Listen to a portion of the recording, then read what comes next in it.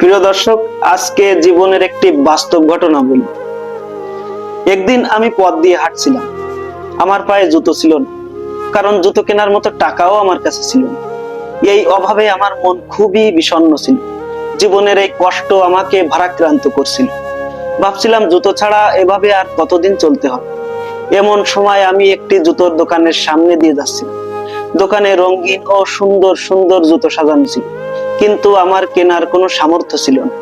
হঠাৎ আমার দৃষ্টি পড়লো পথের ধারে একজন লোকের দিকে। তাকে দেখে আমি অবাক হলাম। সে মাটিতে গড়িয়ে গড়িয়ে হাঁটছিল, কারণ তার দুটি পা ছিল না। তখন আমার মনের দুঃখ মুহূর্তেই কেটে গেল। মুহূর্তেই আমি ভাবলাম, তার দুঃখ তো আমার চেয়েও অনেক বেশি। আমার অবস্থা তো তার তুলনায় অনেক ভালো। তখন আমি দ্রুত আল্লাহর শুকরিয়া আদায় করলাম। প্রিয় দর্শক, এই গল্প থেকে আমরা শিখি, অন্যের দুঃখের কাছে আমাদের অভাব অনেক সময় নগণ্য। আল্লাহ আমাদের যা দিয়েছেন তার জন্য শুকরিয়া আদায় করা উচিত। সন্তুষ্টি ও কৃতজ্ঞতা আমাদের জীবনকে আরো সুন্দর করে।